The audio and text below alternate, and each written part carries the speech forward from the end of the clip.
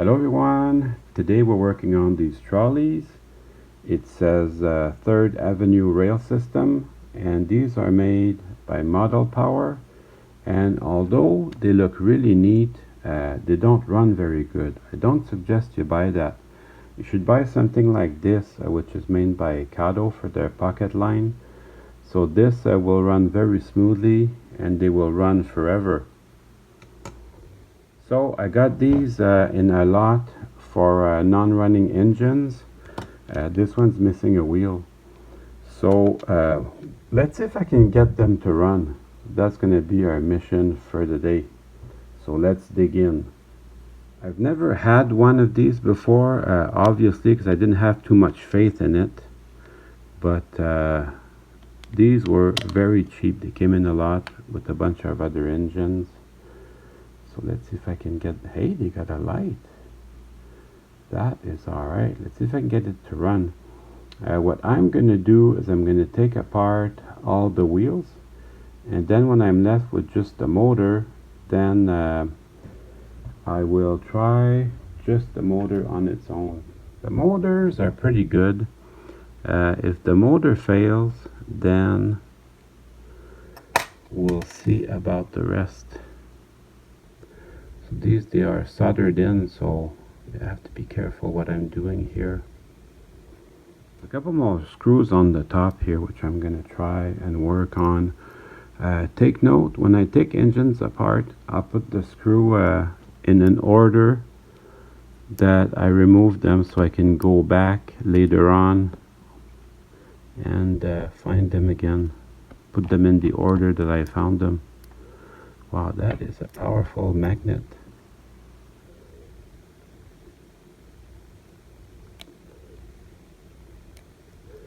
It's a pain in the buttocks.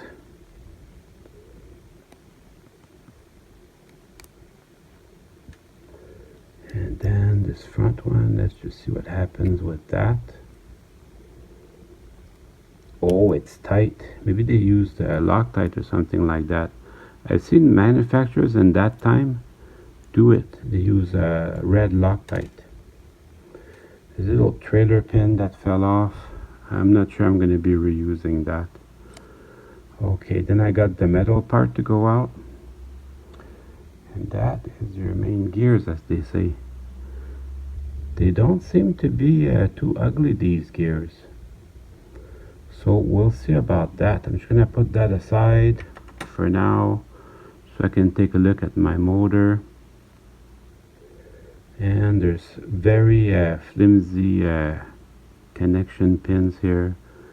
I wouldn't call that exactly good, but this was probably in the day, it was a cheap model, and for me it was very inexpensive. Okay, I see how these come out. Just come out through the side. That is pretty easy. See, this is not meant to be super easy to service. Maybe it's hard to see. There's 2 rivets here. So these contact strips are not going anywhere. So the 2 little rivets are going to stay. So I have to clean it, you know, in here. And these are pretty dirty. Let's see if I can get the camera to focus in. If I can get the camera to focus in good on this, that would be awesome. Yeah, there's a lot of dirt in there. Could be the reason why it wasn't running. So this has got to be cleaned. Probably going to use a little bit of a Staedtler plastic eraser to get into that. And then we'll give that a good clean. But they are not going anywhere because of the rivets. At any rate, my motor's free now, so I can test it out. Put that in the center of the screen, like George Miller. So the motor will run. I've got it on really very low voltage now. So I'll put some lubrication in it, and we'll see if we can make it sound a little bit better. It sounds sick a little bit. It's plastic bearings, so maybe not the highest quality. So the little magnet, you can just pull on it, that will take it out. And then we'll put some lubrication on there. It's Lebel 108 I'm using. It's just a drop, that's all you need. And then we'll do the same thing on the front side. And then I'll just turn it by hand for now. But when I feel more comfortable, I'll use the power pack, and I'll turn it with the power pack, and that should be good.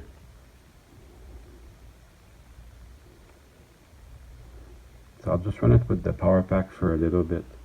Look at that. What a huge difference this makes. Huge difference.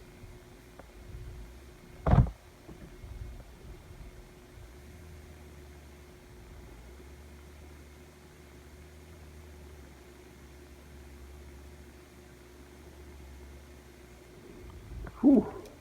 Can't believe it made that much of a difference. I don't usually put motors, I don't usually clean them with my toothbrush and some dish soap, but this is so dirty that I'm going to clean it with my toothbrush and some dish soap. I'll be doing the same thing to this part and this part as well. So let's see what we got there. I'm going to focus in on this part. So this will come out just by picking it up. So I'll be sure not to lose that.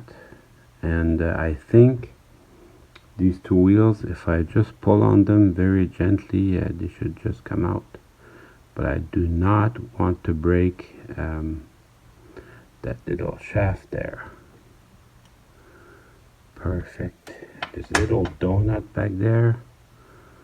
Not a very fancy part, but I don't want to lose it either. So I don't want to lose that. Now I've got my wheels, so these should just pull out. Easy breezy, lemon squeezy. There. Are these exactly the same? It would make sense, yes. And then I'll pull out the other one on this side. Same thing, just very easy. Because remember, this plastic is probably 30 to 40 years old, so you want to be gentle, but at the same time, you have to get it out. Actually, it's good news that it's so hard to get out. Now the axles on this little guy, one of the axles is broken, so I don't know if I'm gonna make that a big priority to fix it. Maybe not. And then this will just pull out, and then this will just pull out, and then I can focus on cleaning the wheels. These are nickel silver, so that part of it is good quality. Having clean wheels is the secret, because this is what picks up electricity from the track. Just like on a race car, tires mean a lot, because it's your point of contact with the ground. So I clean them like that, just with my rag and my fingernail. Usually does a really good job. And this little gear is in there pretty tight. I'm just going to leave it like that. I'm going to rewash everything, make sure it's squeaky clean, and then we'll lubricate it. As you put the lubrication back in, don't need to go crazy, just one drop will do. So I put one drop inside as well, and on this one I'll put one on the side. That is plenty. And then we'll reintroduce these smaller gears, smaller idlers.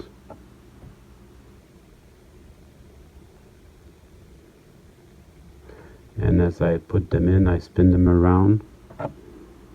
Just to double check, just spin them around and then reintroduce the wheels. Actually, on the shafts there, I'm going to put one more drop on the shaft, because that holds the weight of the engine. So that works a little harder. You can see everything rolls smoothly. To be fair, it was pretty smooth before, but a little lubrication can't hurt. If you overdo it on the lubrication, then it will ooze out on your track and you don't get optimal performance there. And then we'll just add the two other little idlers. On this I don't put too much lubrication also. And then the two wheels.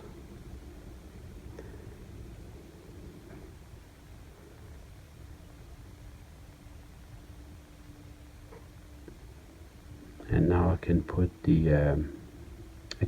the motor back on. Then we'll see how close to running we are. Yes, the little worm gear should sit right over that tower there. And then we'll reintroduce all the screws to it. This is the big screw, holds the motor down.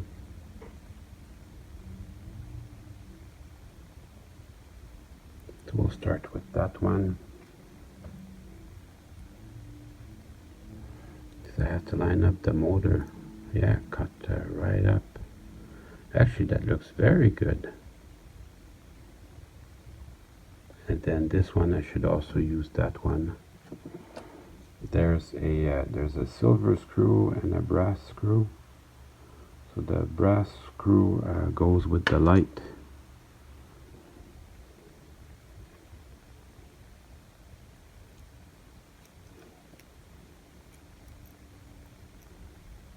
It doesn't want to go in there, but it does want to go in there, it just doesn't know it yet.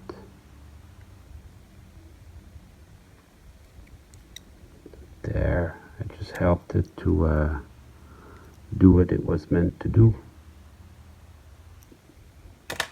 And then the last little screw at the back.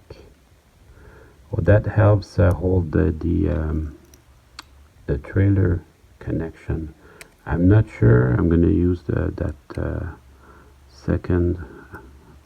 second car. I'm going to put some lubrication.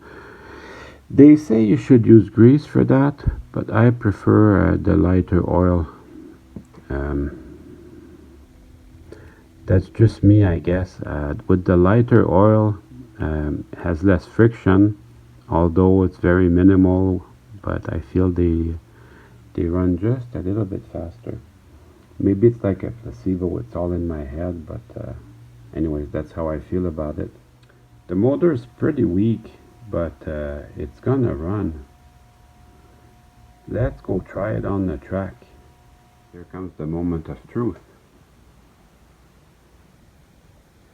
So as I was trying it, some of the gears jammed together at times, so nothing's guaranteed on this. It may or may not run. I don't have too much faith. I'm gonna play with it for a bit.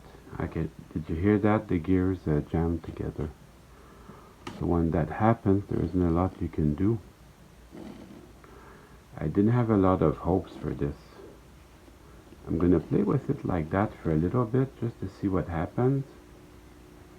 And then I'll turn the camera back on. Well, it runs, but one direction only and going backwards.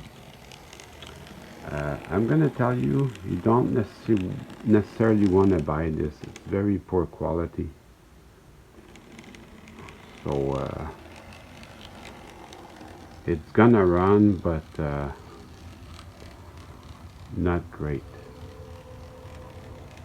And it gets really hot really quick. Incidentally, I found out the windows were not glued, so you can remove them to clean them. So I will do it. I'll clean them with my car wax, so it'll become just a bit shinier. So if you're serious about a trolley like that and you want one, because it looks very American, I suggest that you power it with one of these cuddle unit. Now this one has handrails because it's meant to be for the steam passenger trains. But yeah, it would fit right in here, and make your own interior, and off you go. That looks pretty neat. So that's gonna go with that. Well, I'll show you what the other they call it pocket line. Pocket line. I'll show you what the passenger train looks like. I see a lot of Bachmann 060s for sale on eBay that people buy with starter sets. If you buy this as a starter set, guaranteed you'll be happy with it. Here's the steeple cab. It's all in Japanese because I bought it in Japan. And the trolley looks like this.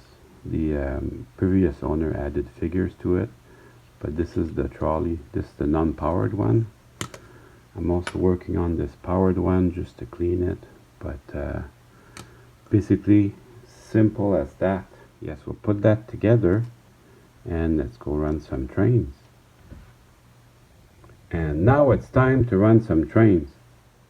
I wouldn't be against putting an oval with traction on my layout. That would be really cool.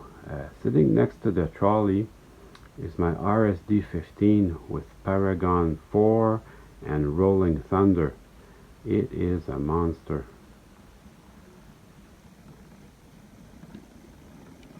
Huge difference in quality there. You can run these nice and slow when necessary.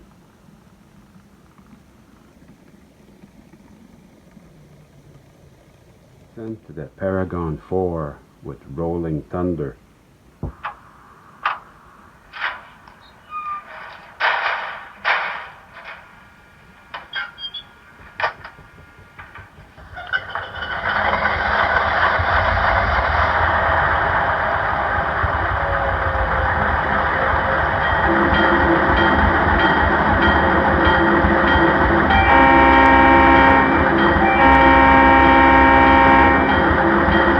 Family has asked me not to play this early in the morning as it wakes them up.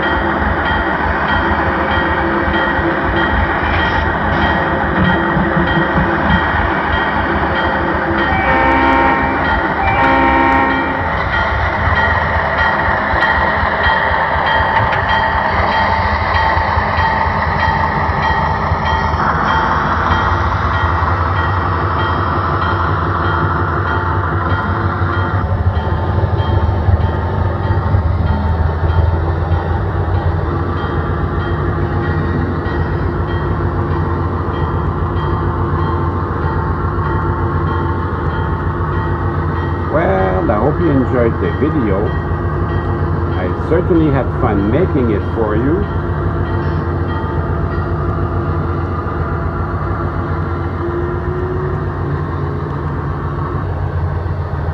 See you soon.